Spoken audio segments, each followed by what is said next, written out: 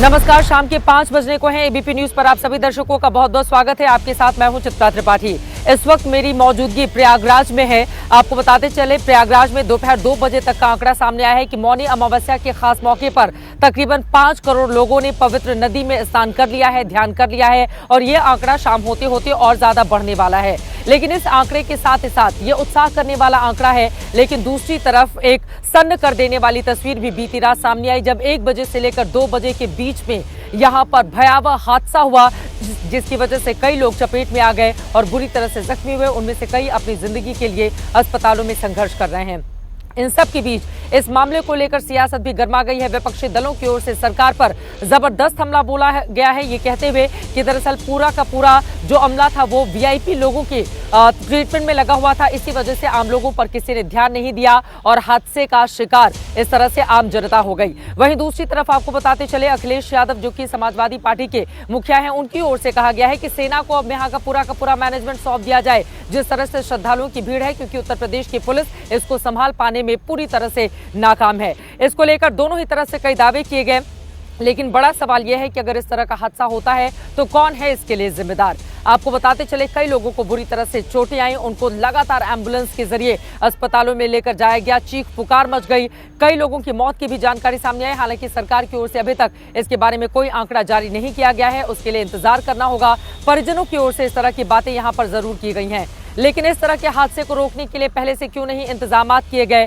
जो आरोप विपक्षी दलों की ओर से लगाए जा रहे हैं, क्या उन आरोपों का दम दिखता है या फिर अचानक से मची भगदड़ की वजह से इस तरह का हादसा हो गया और सरकार की ओर से लगातार तमाम प्रयास अब किए जा रहे हैं। कई ऐसे सवाल हैं जिसको लेकर महादंगल में बड़ी चर्चा हम करने वाले हैं, लेकिन उसके पहले ये रिपोर्ट देखिए।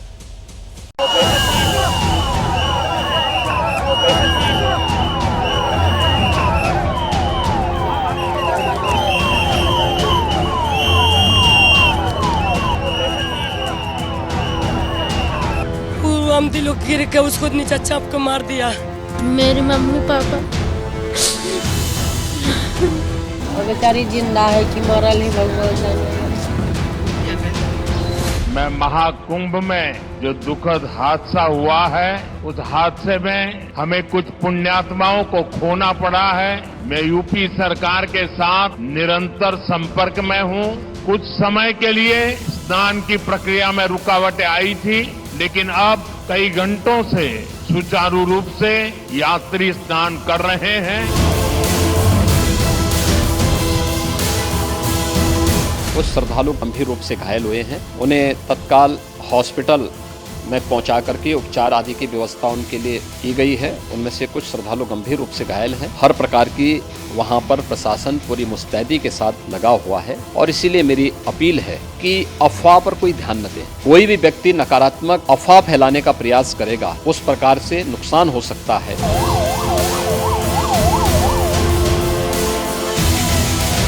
कि अभी तक तो माननीय मुख्यमंत्री जी ने स्वीकार नहीं किया था कि कोई मृत्यु हुई। देश का प्रधानमंत्री जब 4-5 बार प्रयागराज के संदर्भ में मुख्यमंत्री जी से रिपोर्ट ले रहा, तो कहीं न कहीं ये घटना पूरी तरीके से बहुत गंभीर रही हो। मैं उत्तर प्रदेश के मुख्यमंत्री जी से कहना चाहूंगा कि कृपा करके अब सारे वीआईपी मोमेंट रोक दीजिए। आम श्रद्धालु के तौर पे लोग जाएं, वहां पे स्नान करें, वापस आए। अगर सरकार क्रेडिट लेना चाहती है एक रिलीजियस फेस्टिवल का, तो फिर अगर दुर्व्यवस्था होगी तो सवाल तो खड़ा होगा। हम सवाल किस पे खड़ा करेंगे? प्रशासन की तरफ से कहीं कोई कसर नहीं छोड़ी गई है। प्रशासन हमारा पूरी तरह से सहयोग कर रहा है हर तरह से। पब्लिक इतना ज़्यादा आ गई, श्रद्धालु इतना ज़्यादा आ गए, वो भीड़ के कारण ये ऐसी स्थिति हुई है।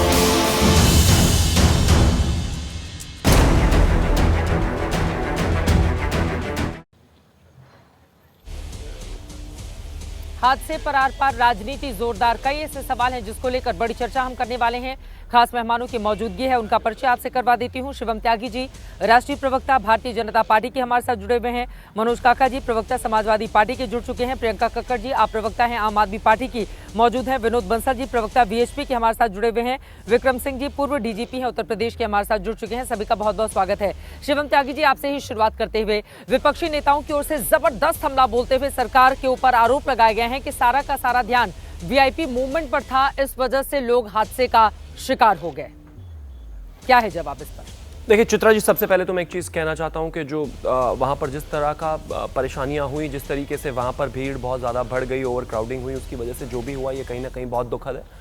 और चीज़ों को बेहतर करने के लिए करीब 1:45 से 2 के बीच में जो थोड़ी सी अव्यवस्था वहाँ पर हुई, उसको तुरंत ठीक कर लिया गया। और आज सुबह से स्नान जो है लगातार जारी है। किसी को भी किसी तरह की अफवाहों में नहीं फंसना चाहिए। आप तो वहीं पर हैं, ग्राउंड जीरो पर हैं, सब चीज़ों को मुझसे ज़्यादा बेहतर तरीके से देख रही हैं। लेकिन ये जो ये वीवीआईपीज की बातें कही जा रही हैं, वो कहीं किन के द्वारा जा रही है, मैं इस समय में राजनीति बिल्कुल नहीं करना चाहता, लेकिन सब उन्हीं से करी जा रही है जो कल वीवीआईपी सुरक्षा पर ही रो रहे थे।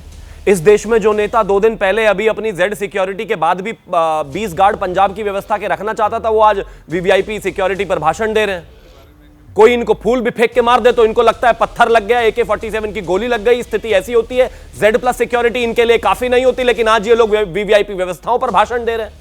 वो अखिलेश यादव जो वीवीआईपी व्यवस्थाओं के साथ कुंभ कर आए हैं, नहाकर आए, आसपास कोई एक साधु नहीं दिखा, वो वीवीआईपी पर भाषण दे रहे हैं क्योंकि वो एक बड़ी पार्टी के नेता हैं, तो उनको वीवीआईपी सुरक्षा देना सरकार की जिम्मेदारी है, हमारी भी जिम्मेदारी है। इसी तरीके से 2005-6 में जब जिस तरीके से सोनिया गांधी वहां पर गई, वो भी गई, तो उनको भी वीवीआईपी व्यवस्थाओं के तहत जो है सरकार की जिम्मेदारी है, उसको पूरा करना होता है। लेकिन वीवीआईपी व्यवस्थाओं की वजह से ऐसी स्थितियां बनी, वैसा बिल्कुल सत्य नहीं है। मैं सिर्फ एक चीज कहना चाहता हूं कि जिस तरह की चीजें चल रही थी, क्राउड जिस तरीके से आया, लोग जिस तरीके से बढ़े, सबको संगम नोज में स्नान करना था।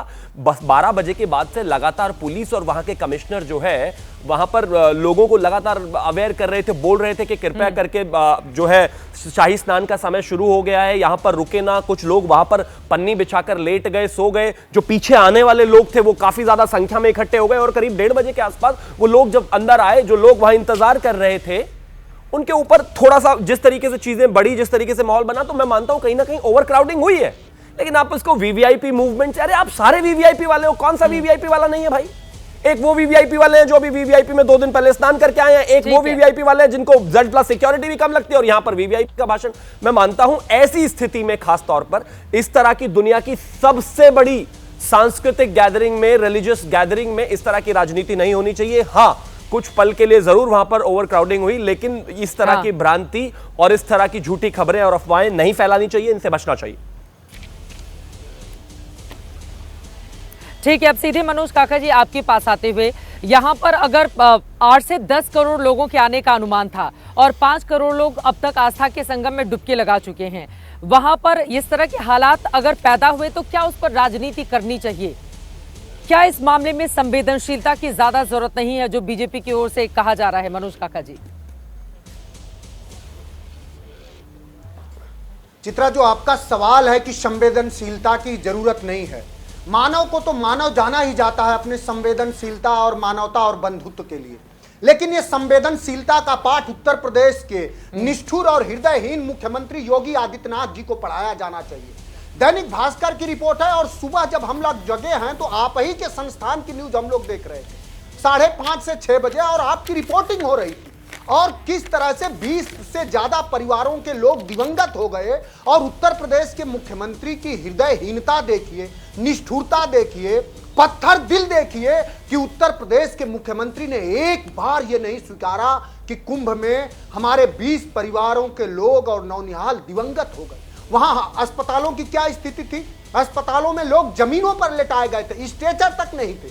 अब मैं ये उत्तर प्रदेश से हमारी पार्टी ये जानना चाह रही है, पूरे देश के लोग ये जानना चाह रहे हैं कि आपका 10,000 करोड़ रुपया क्या योगी आदित्यनाथ जी और देश के प्रधानमंत्री जी के सिर्फ विज्ञापनी वैभव पर खर्च हो गया कि आपने कोई प्रबंधन किया? हमारी पार्टी तो लगातार सवाल उठा रही थी, और हम चाह रहे थे कि ये जो आयोजन हो और दिव्य और भव्य हो। लेकिन ये जो बात है कि हुकूमत के लिए एक आंसू भी खतरा है, तुमने देखा नहीं आंखों का समंदर हो जाना, तो वो हृदयहीन लोग जाके पैर ना फटी बेवाही सो का जाने पीर पर आई। वो परिवार जिनके लोग बिछड़ गए, जिनके लोग वहां आए थे स्नान करने, वहां आए थे धार्मिक मोक्ष प्राप्त करने और दिवंगत हो गए, उनके आंसुओं का जवाब योगी आदित्यनाथ जी को देना चाहिए।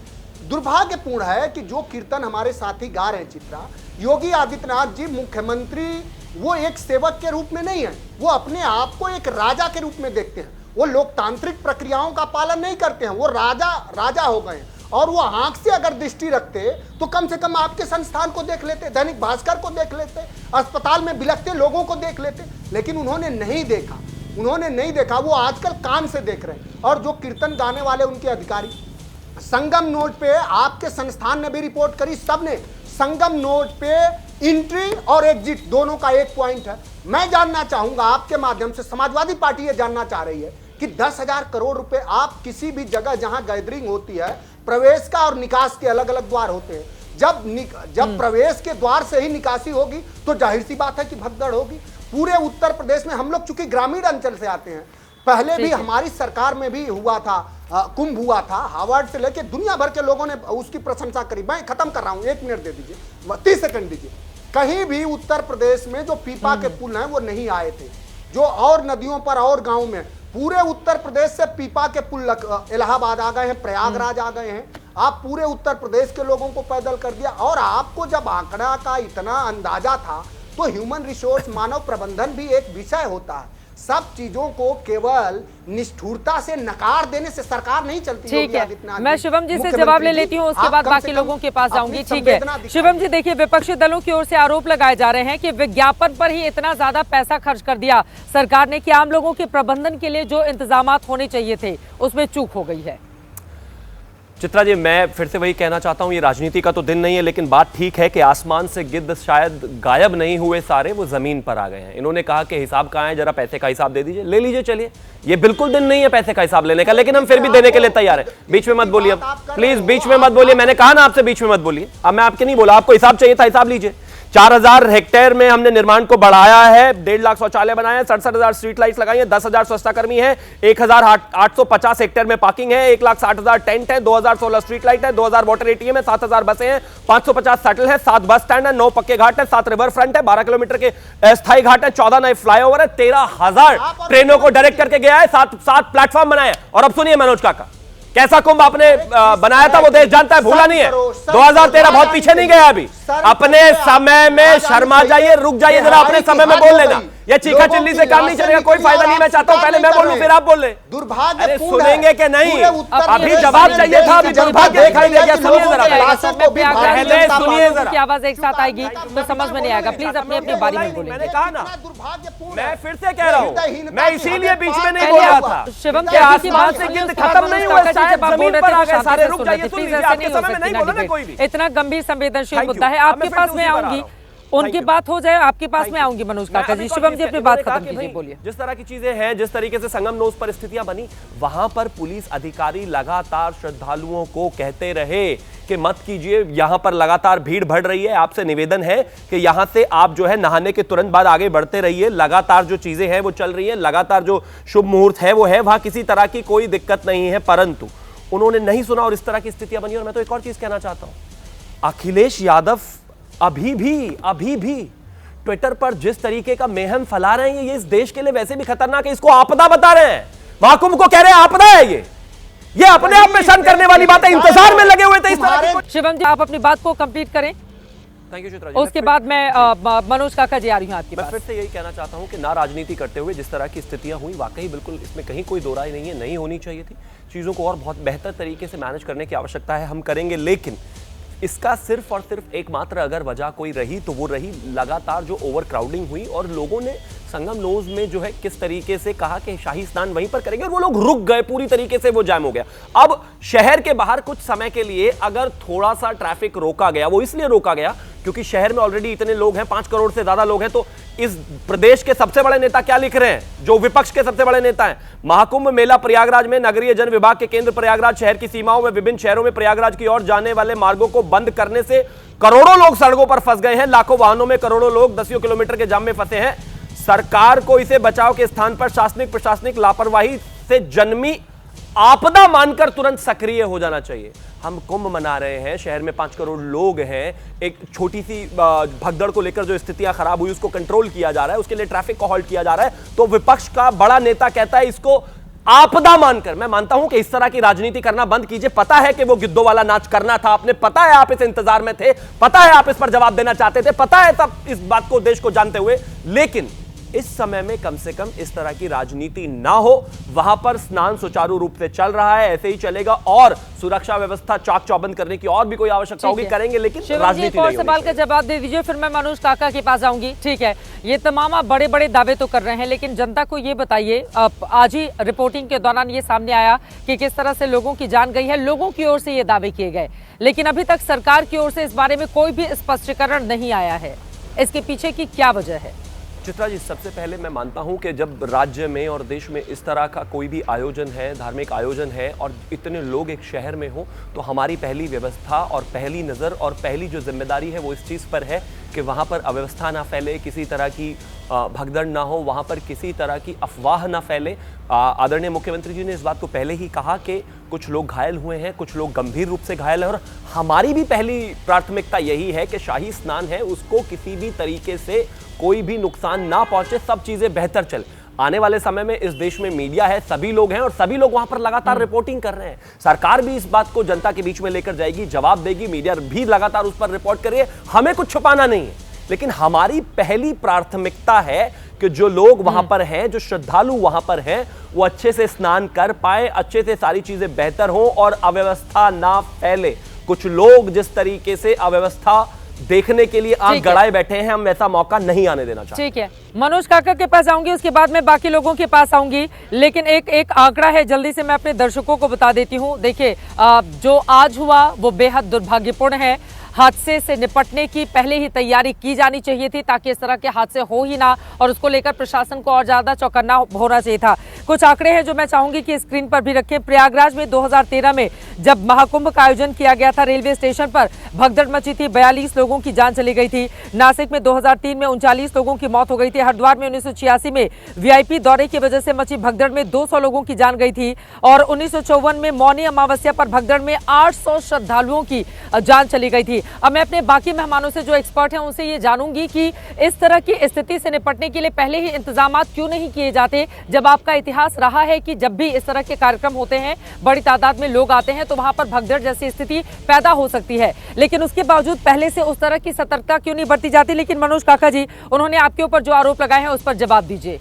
देखिए, आपने 2013 के महाकुंभ का जिक्र किया जो आपकी सरकार के दौरान आयोजित किया गया था, जिसमें आजम खान को आप लोगों ने पूरी जिम्मेदारी दी थी। उस समय भी भगदड़ हुई थी, और जो आंकड़ा बताता है वो 42 लोगों की मौत हुई थी। मेरा बस यही कहना है कि चाहे वो सत्ता पक्ष हो चाहे वो विपक्ष हो, अब मौत के आंकड़ों पर या घायलों के आंकड़ों पर या भगदड़ के मामले को लेकर क्या पॉलिटिक्स करनी चाहिए?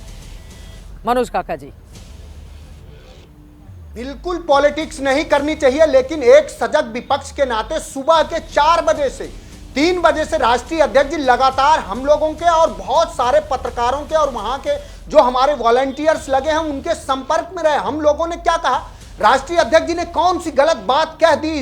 उन्होंने कहा कि अगर आपसे आपके अगर बस में अगर प्रशासन और आपके बस में कानून व्यवस्था नहीं है, क्योंकि आप गोरखपुर के गृह जनपद है, आपका गोरखपुर में बेटियों के साथ दरिंदगी होती है, आप जब जाते हैं जब लौटते हैं तब होती है। पूरे उत्तर प्रदेश में जो आपके कानून व्यवस्था की जो हालात है बदतर, अगर उस आपसे नहीं संभल पा रहा है तो सेना लगा दीजिए। और इस देश में जब भी दुर्घटनाएं हुई, क्या कोई ऐसा भी मुख्यमंत्री हुआ कि लोगों के घरों से निकलती लाशों को नकार देता हो? इतनी निष्ठुरता, इतनी निर्दयता मैं तो नहीं मानता कि ये कोई मानव कर सकता है। आप बताइए, जो लोग अपने घर की लाशें लेके जा रहे हैं और कोई मुख्यमंत्री वो उससे कह रहा है कि गंभीर रूप से घायल है। शिवम जैसे गिद्धों से मैं पूछना चाहूंगा कि कैसे उनको जगा दो ना, उनको जिंदा कर दो यार, मैं तुम्हारी प्रशंसा करूंगा। जो लोगों की जानें चली गई हैं उसको कम से कम मुख्यमंत्री को सर्वप्रथम स्वीकारना चाहिए, बिछड़े लोगों को मिलवाना चाहिए, यह सुनिश्चित करना चाहिए कि अब कोई दुर्व्यवस्था नहीं होगी। मैंने साधारण सवाल पूछा कि जब संगम नोज पर कई ऐसे सेक्टर हैं कि वहां का सिर्फ एंट्री पॉइंट है, एग्जिट पॉइंट है ही नहीं, तो ये 10,000 करोड़ रुपया सिर्फ विज्ञापन में ही खर्च किया गया, सिर्फ योगी और मोदी जी का सिर्फ चेहरा चमकाने में किया गया। चित्रा जी, मैं जवाब देना चाहता हूं। प्रियंका कक्कड़ जी भी हमारे साथ हैं। किसी के बेटे को, किसी के बच्चे को आप तमाम बंसल जी, प्रियंका कक्कड़ जी और विक्रम सिंह जी भी हमारे साथ जुड़े हुए हैं। मैं आपके पास आऊंगी, आरोपों पर ही पूरी पॉलिटिक्स हो जाएगी, वो ठीक नहीं होगा। हाँ, जल्दी से खत्म कीजिए प्रियंका जी, मैं आ रही हूँ फौरन आपके पास। मैं खत्म कर रहा हूं। जिस तरह से मुख्यमंत्री जी जब जानते थे कि आज मौनी अमावस्या है, तो जिस तरह से एक वीआईपी के बेटे और नाती के लिए इतना धार्मिक अनुष्ठान करा रहे थे, आज भी वहां खड़े होते, चूंकि सारे अधिकारियों को तो नकारा अधिकारियों को उन्होंने पोस्टिंग दे रखी है जो भयंकर भ्रष्टाचार में लिप्त हैं, जो उनको कान से दिखा रहे हैं, आंख से देखने ही नहीं दे रहे। और जो 22 कुंटल फूल आया था, अब वो फूल कहां जाएगा? मैं पूछना चाह रहा हूं। लाशों पर छिड़केंगे फूल और किसी के मरने को भी आप न स्वीकारिए, ये तो मानवता है ही नहीं, ये तो पशुता है चित्रा जी, पशुता। अब क्या बोलूं मैं? चित्रा जी, शिवम जी इस पर आप जवाब दीजिए, प्रियंका जी उसके बाद में लेकिन मुझे बीच में बोलना नहीं है बिल्कुल भी, और मैं बोलना, और मेरा गुजारिश है कि मनोज काका भी ना बोले। उन्होंने कहा कि गिद्धों की राजनीति ऐसे कौन करता है, लाशों को कौन नकारता। मैं राजनीति नहीं करना चाहता, लेकिन मैं अपने भाई को याद दिलाना चाहता हूं, जब इसी देश में, इसी प्रदेश में खास तौर पर दंगों के बाद लोगों की जान चली गई थी, तो वहां पर सफाई में नाच गाना आप ही करा रहे थे। कैसे निष्ठुर नेता होते हैं इस देश में देखा नहीं क्या? आपका अपना खुद का ऐसा नेता है भाई, बातें कर रहे हैं। जब 40 लोगों की जान चली गई थी, जब सीएजी रिपोर्ट, बीच में मत बहस करिए। अभी बोल रहे थे ना, कोई बोला नहीं ना आपके बीच में? इतनी तो सहनशीलता रखिए, क्या पागलपन है भाई? आपके बीच में कोई बोला क्या? 35 लोगों की जान चली गई थी, सीएजी रिपोर्ट कहती थी कि 50% कंस्ट्रक्शन पूरा नहीं हुआ था। आपसे भाषण नहीं चाहिए हमें, आपके बीच में कोई बोला नहीं। सुनिए जरा, और मैं एक और चीज कहना चाहता हूं। हाँ, हम पूरी जिम्मेदारी के साथ इसका लेते हैं। यही प्रॉब्लम है, इसलिए आप लोगों की जान चले जाने के बाद भी लोग अपने जनपदों में जो है नाच गाना करा रहे होते थे, उनके लिए धर्म आवश्यक है, उनके लिए दिक्कत है। लेकिन हम साफ कह रहे हैं, हम इस व्यवस्था को चाक चौबंद तरीके से आगे चलाएंगे और बढ़ने नहीं देंगे। लेकिन विषय साफ है, ये जिस तरीके से लगातार सिक्योरिटी को इशू बनाया जा रहा है, वीवीआईपी को छोड़ दो ना सिक्योरिटी। कहो अखिलेश यादव से सबसे पहले, उन्हीं के पास सिक्योरिटी है ना, कहे छोड़ दे। बिना सिक्योरिटी के गए थे क्या? दीजिए जवाब। वो जो फोटो वीडियो लगातार पोस्ट कर रहे थे, चारों तरफ तो सिक्योरिटी के घेरे में ही थे आप लोग। नहीं, अपने नेता को सिक्योरिटी चाहिए, बाकी को सिक्योरिटी ना दे। हमारी तो सबको जिम्मेदारी देने की। चिल्ला नहीं, सच पूछ रहा हूं, छुड़वाइए ना अपने नेता से सिक्योरिटी। चिल्लाओ चीखो मत, मैं चिल्लाओ चीखो नहीं, मैं सवाल पूछ रहा हूं। बोल पाओगे? आवाज नहीं आ रही है, आवाज नहीं आ रही है, प्लीज। तो मैं हो गई। अब आप बीजेपी समाजवादी पार्टी में नहीं उलझाएंगे। मामला बहुत गंभीर है, बहुत संवेदनशील है। प्लीज हो गई, आप लोगों की बात हो गई। मैं रात 1:30-2 बजे से लगातार रिपोर्टिंग कर रही हूँ सर। कम से कम थोड़ा तो इस मामले में संवेदनशीलता बरतिए। जिनके परिवार के लोग देख रहे होंगे, जो जख्मी होंगे इस वक्त, और जिस तरह की तस्वीरें आई, थोड़ा सा तो मुझे लगता है कि उनके जख्मों पर मरहम लगाने की जरूरत है, बजाय कि अपनी सियासत को आगे ले जाने की। प्रियंका कक्कड़ जी, इस पूरे मामले में राजनीति क्यों हो रही है? सीधा सवाल। सभी को नमस्ते। चित्रा जी मैं आपकी बात से सहमत हूँ। आई होप वो परिवार ना देख रहे हो कि कैसी भाजपा निर्लज और निकम्मी सरकार है, यहाँ बैठ के चीख चिल्ला रही है, अपनी गलती नहीं स्वीकार रही। मैंने आपके शो पे देखा कि कैसे निरंजनी अखाड़े के महामंडलेश्वर जी ने बताया कि बार बार सारे अखाड़ों ने चेतावनी दी थी कि आर्मी के हवाले कर दो ये कुंभ, क्योंकि बहुत भीड़ हो गई है। लगभग 10 करोड़ लोग एक्सपेक्टेड है, क्योंकि उतना ही प्रचार करके बुलाया। पर मोदी जी, योगी जी तो खुद दिल्ली आ गए। आप वो छोड़िए, आपने देखा कि कैसे ये पूरी की पूरी व्यवस्था इन्होंने वीवीआईपी कल्चर में लगाई। इन्होंने 30 पुल बनाए थे, वो सारे के सारे पुल बंद कर दिए आम जनता के लिए। इन्होंने पूरी व्यवस्था लगा दी क्रिस मार्टिन को सुरक्षा देने में, ताकि वो कुंभ में स्नान कर पाए, पर कृष्णा मातो को इन्होंने मार दिया। आपने देखी वो वीडियोस जो मैंने देखी कि कैसे एक परिवार चिल्ला रहा था क्योंकि उसकी माँ को उन्होंने कपड़े उतार दिए सारे। आई होप आपने वो वीडियो देखी हो, उसको मैं क्या रिपीट करूं। आज का इंसिडेंट है कि सर्बिया में रेलवे स्टेशन पे हादसा हुआ है, 15 लोगों की मौत हुई है और सर्बियन प्राइम मिनिस्टर ने रिजाइन कर दिया है, पर हमारे प्राइम मिनिस्टर प्रचार में बिजी हैं। यहाँ पे कितनी निर्लजता से भाजपा के स्पोक्स पर्सन ने कहा कि लोगों को समझाया गया, लोगों ने नहीं सुनी। आपने नहीं सुनी निरंजनी अखाड़े के महामंडलेश्वर जी की, जो वो बता रहे हैं। आपने सेम तर्क दिया था जब मोरबी में इंसिडेंट हुआ। और तो और इनसे पूछ लीजिए, राजनीति ये बात करेंगे। आपको पता है अभी जनवरी में योगी जी ने क्या कहा कि 1954 में जो स्टैम्पीड हुआ उसके लिए सरकारें जिम्मेदार थी, नेहरू जी जिम्मेदार थे। प्रधानमंत्री मोदी ने 2019 में 1954 के स्टैम्पीड की बात की, और ये कह रहे हैं कि इनसे सवाल ना पूछा जाए, गिद्ध हैं ये लोग। ये ऑपोजिशन को गिद्ध बता रहे हैं, जब खुद सबसे बड़े वल्चर हैं। खुद आपके सबसे टॉप नेता आज प्रचार में लगे हैं। Isn't that shameful? आपको शर्म नहीं आती? आप इनसे पूछिए कि इन्होंने क्यों नहीं सुनी जो सारे प्रबंध करने को इनको कहा गया था महामंडलेश्वर जी ने, इन्होंने क्यों नहीं सुनी? और अब भी इनके क्या इंतजाम है? हम देख रहे हैं हॉस्पिटल से, सरकारी हॉस्पिटल उत्तर प्रदेश की तस्वीरें, लोगों की लाइनें पड़ी हुई हैं, इनसे अभी तक आंकड़े जारी नहीं हो रहे। इनको पता है क्यों नहीं हो रहे? हो सकता है बाद में कुछ झूठ प्रचार कर दें, इनको जाने नहीं देना। चित्रा जी, अभी जो हाथरस में स्टैम्पीड हुई थी, 100 से ऊपर लोग मर गए, तब किसकी गलती थी? लोगों की। कल बहादुरपुर में स्टैम्पीड हुई है चित्रा जी, किसकी गलती थी? बच्चे 11 मर गए झांसी में झुलस के हॉस्पिटल में, क्योंकि इनके सरकारी हॉस्पिटल में स्प्रिंकलर्स नहीं लगे हुए थे पीडियाट्रिक वार्ड में। किसकी गलती थी? उन माँ बाप की जो उस बच्चों को वहां पर ले आए पैदा होने के लिए। ये बहुत निर्लज, इनकॉम्पिटेंट, निकम्मी सरकार है। इनको सिर्फ चुनाव से मतलब है, सत्ता से मतलब है, पैसे से मतलब है, इनको आम लोगों की जिंदगी से कोई मतलब नहीं है। शिवम जी इसका जवाब देंगे, लेकिन विनोद बंसल जी भी हमारे साथ हैं और विक्रम सिंह जी, उसके बाद में फौरन आपके पास आऊंगी। पहले मैं आपसे विनोद बंसल जी, आंकड़े क्यों नहीं जारी किए जा रहे हैं सरकार की ओर से? मैं एक ही चीज कहना चाहता हूं कि शिवम, मैं आपके पास आऊंगी। शिवम जी प्लीज, बाकी लोगों को बोलने देते हैं। विनोद बंसल जी प्लीज। चित्रा जी, बेहद दुखद और अप्रत्याशित घटना है। निस्संदेह जो है ना, इस पर राजनीति नहीं होनी चाहिए। और आज तो वैसे भी मौनी अमावस्या है, मौनी अमावस्या पर इस तरह का दंगल करना ये शोभा नहीं देता। कम से कम राजनीतिज्ञों को राजनीतिक शुचिता का और राजनीतिक संयम का भी कभी कभी व्यवहार करना चाहिए। हमेशा हम विपक्ष में इसलिए चीखना, चिल्लाना और दूसरे पर कीचड़ उछालना, उससे काम थोड़ी चलने वाला है। आज आवश्यकता इस बात की है चित्रा जी कि हम जो है ना, वो जो लोग दिवंगत हो गए हैं उनके परिवार के साथ खड़े हों। आज आवश्यकता इस बात की है जो घायल है उनके साथ हम जो उनके इलाज के लिए कोई समुचित व्यवस्था कर पाएं और हम वहां जाकर के उनका दुख दर्द हम कुछ कम कर सकें। आज आवश्यकता इस बात की व्यवस्था में हम सहयोगी बने। आज आवश्यकता इस बात की है कि इस तरह के हादसे न हो, इसके लिए कोई समग्र नीति कोई बनाई जाए। आज आवश्यकता इस बात की है कि जो लोग वहां पर अभी हैं उनको सकुशल तरीके से, अच्छे तरीके से, उसको जो सात्विक रीति से स्नान करा के उनको सकुशल घर वापस किया जाए।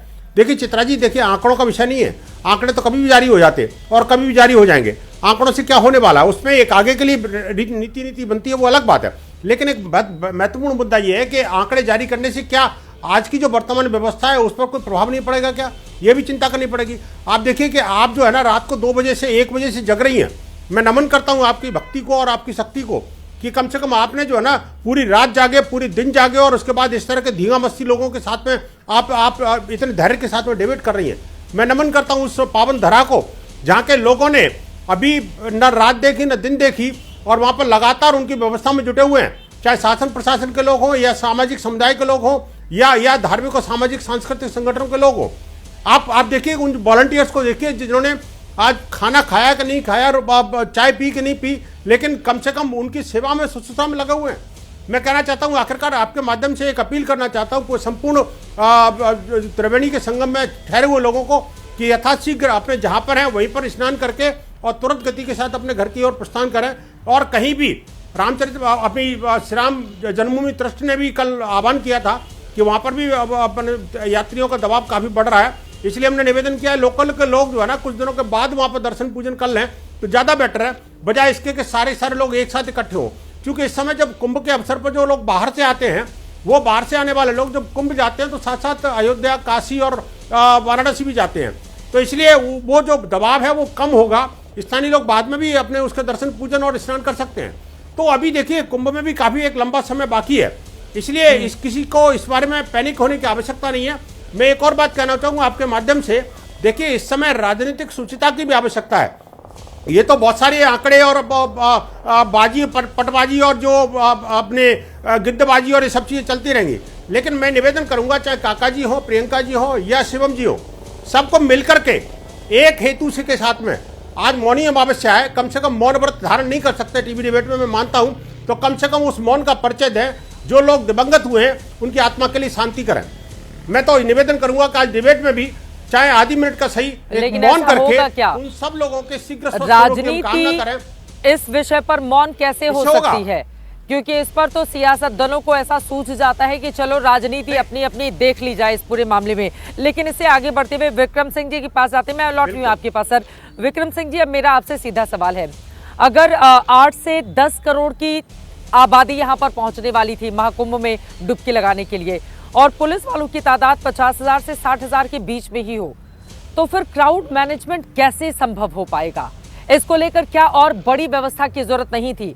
और अब विपक्षी दलों की ओर से कहा जा रहा है कि चूंकि यहाँ की व्यवस्था पुलिस नहीं संभाल पा रही है, इस वजह से सेना को मैनेजमेंट सौंपा जाए।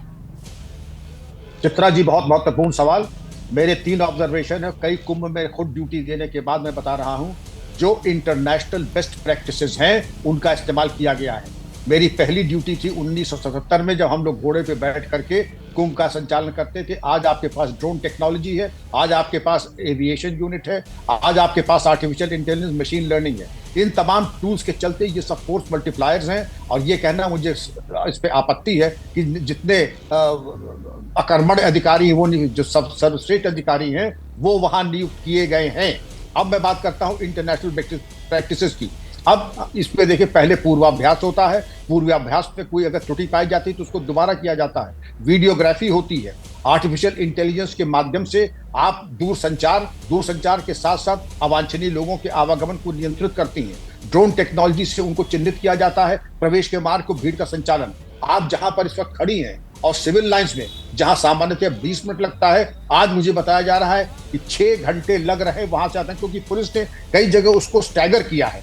और अगर आप देखें कि ये एडवाइजरी पुलिस ने ही की है, अगर कैमरे पे आप देख लें कि ये एडवाइजरी पुलिस ने की है कि वीआईपी परहेज करें, अभी ना आए, और इन डेट्स को जो मेन स्नान के दिन है उनको अवॉइड करें आने जाने में। ये वीआईपी की जिम्मेदारी है कि पुलिस की एडवाइजरी को माने, प्रशासन की एडवाइजरी को माने और अवांछित तरीके से वहां न जाए, उससे जनसंख्या। और 54 के त्रासदी के बाद ये प्रमुख एक संस्कृति थी कि वीआईपी परहेज करें ऐसे मौके पे आवागमन में। पुलिस ने जो वहां काम किया है, मैं समझता हूं जिस दबाव में किया है, जिस प्रेशर में किया है, 8 करोड़ कई देशों की जनसंख्या नहीं है वो। अगर आप जहां पे खड़ी अगर 8 करोड़ है, मैं समझता हूं कि पुलिस ने जिस धैर्य के साथ काम किया है, हादसा हुआ, बहुत बुरा हुआ, लेकिन मैं पुलिस और प्रशासन फिर भी कहूंगा, धीरज न खोएं। आलोचना होगी, आपके ऊपर गाली गलौज होगी ही, लेकिन धैर्य न खोएं। आप सेवा का कार्य करें, आप केवल सेवा के लिए आए हैं। चित्रा जी, ये बड़ी बात आपने कही है और मैं अपना अनुभव बताते हुए फिर मैं सवाल पूछूंगी, क्योंकि बड़ी तादाद में पुलिस वालों की मौजूदगी रहती है और लोग जब अपने सिर पे कुछ बोरा सामान या फिर बैग लेकर घंटों घंटों पैदल चल के जाते हैं, और कड़ी धूप भी थी आज दोपहर में, रोज ही हो रही है तकरीबन, तो फिर वो जाकर किसी वजह से उनको मना किया जाए तो वो नाराजगी जताते हैं। पुलिस वालों के ऊपर कई बार जो आम पब्लिक है वो भी आक्रामक हो जाती है, लेकिन मैंने भी देखा कि बड़े धैर्य से सारी चीजों को मैनेज किया गया और पुलिस वाले लगातार वहां पर तैनात रहे। लेकिन विक्रम सिंह जी, मेरा ये सवाल है संख्या को लेकर, ये संख्या अगर नाकाफी है तो फिर सेना को पहले से बुला लेने में क्या दिक्कत है?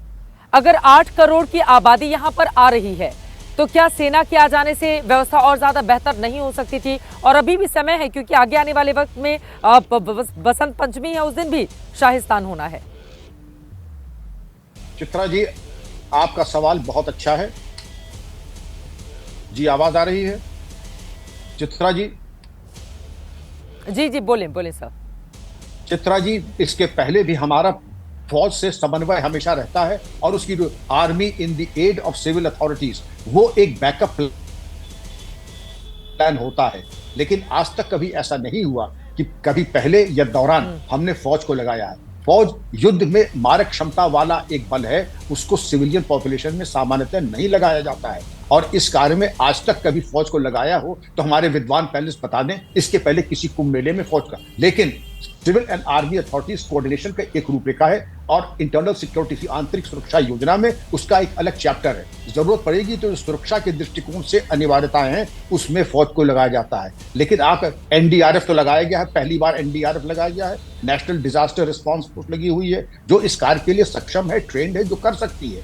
फौज का एक अपनी रूपरेखा है सुरक्षा के परिदृश्य में, और law and order, crowd management में और इस तरीके के कार्यक्रम में मैं समझता हूं कि पुलिस सर्वथा उपयुक्त है, और army force multiply confidence building measures में तो हो सकती है, जो कि मौजूदगी है। आप जहां खड़ी हैं, अगर आप फोर्ट की तरफ देखें, वहां पे पूरी छावनी बनी हुई है, वहां फौज मौजूद है, लेकिन वो अपने काम के लिए है। क्राउड मैनेजमेंट और ट्रैफिक मैनेजमेंट हमारी फौज थोड़ी करती है। प्रियंका कक्कड़ जी, इस पर जल्दी से आप जवाब दे दीजिए, उसके बाद मैं शिवम जी आ रही हूं आपके पास। देखिए मुझे लगता है कि इट्स हाई टाइम कि बहुत सारे इंसिडेंट्स हो चुके हैं, चाहे हाथरस का स्टैम्पीड हो, चाहे कल का भगदड़ हो, चाहे 11 नवजात बच्चों के झुलस के जल जाने की बात हो, या चाहे ये महाकुंभ जिसको इतना प्रचार किया गया, बुलाया गया। कहीं ना कहीं तो अकाउंटेबिलिटी सेट करनी पड़ेगी चित्रा जी, नहीं तो ये सरकार, ये निर्लज सरकार ऐसे ही कहेगी कि लोगों ने नहीं सुनी। इनका क्या काम था? इनको बार बार चेतावनी दी गई कि आर्मी को सौंप दीजिए, इन्होंने नहीं किया। तो it is high time that accountability is set. सिर्फ छोटे छोटे प्यादों पे हर बार तोहमत मढ़ के उनको छोड़ दिया जाता है और ये इंसिडेंट्स रिपीट होते जाएंगे। अगर आप चाहती हैं कि ये रुके तो ये सरकार को जवाब देना होगा। जैसा मैंने बताया, सर्बियन पीएम ने आज रिजाइन कर दिया। वक्त कम है। Chitra ji, it is high time. पहली बात तो मैंने किसी को गिद्ध कहा नहीं, लोग अपने आप को ही गिद्ध कह रहे हैं तो बात अलग है। इट्स हाई टाइम, लोगों की अकाउंटेबिलिटी सेट होनी चाहिए। इनके बस की प्रदेश चलाना है नहीं। 3 बच्चे के डूबकर जो है जान चली गई राजेंद्र नगर में, वो फंस गए, वहां पर बिजली करंट से मारे गए। 10 बच्चों की जो है जान चली गई दिल्ली में, उनको ऊपर भी जिम्मेदारी उनके माँ बाप की है। लोग दिल्ली में आ जाते हैं, जिम्मेदारी उनके माँ बाप की तो है, मुख्यमंत्री की तो है ही नहीं। आपके बस के पिछले 10 साल में यमुना को साफ करना हुआ नहीं, वहां पर स्नान करने वालों की क्या स्थितियां रहती हैं, वो महाकुंभ पर भाषण दे रहे हैं। मैं मानता हूं गलती हम लोगों की है कि हम छठ मना लेते हैं, दिल्ली वाला जो मुख्यमंत्री है उसकी तो गलती है ही नहीं। इट्स हाई टाइम, ये सरकार बदलने की आवश्यकता है, वरना ये लोग तो ऐसे ही छोटे मोटे प्यादे को जो है जिम्मेदार बनाकर ऐसे ही भागते रहेंगे, निकलते रहेंगे। बेहतर है प्रियंका कक्कड़ की पार्टी की अकाउंटेबिलिटी सेट की जाए और इनसे जवाब मांगा जाए। जहां तक बात प्रयागराज का है, मैं फिर से वही कहना चाहता हूं, सुचारू रूप से स्नान चल रहा है, वहां पर किसी भी अफवाह पर ध्यान ना दें। कुछ गिद्ध हैं जो लगातार अपना काम कर रहे हैं, वो अपने आप को मान भी रहे हैं, हालांकि हम ऑपोजिशन को गिद्ध नहीं कह रहे हैं। चलिए ठीक है, अब इस शब्द को लेकर राजनीति किस तरह से बढ़ेगी वो मैं लोगों पर छोड़ देती हूं, लेकिन जब भी मामला इतना ज्यादा गंभीर और संवेदनशील हो तो उम्मीद की जाती है कि आप लोग भी उसी तरह का परिचय दें, चाहे पक्ष हो या फिर विपक्ष हो। फिलहाल अभी कोई आंकड़ा सरकार की ओर से जारी नहीं किया गया है, उसका हमें करना होगा इंतजार। जैसे ही और जानकारी आएगी एबीपी न्यूज आप तक पहुंचाएगा।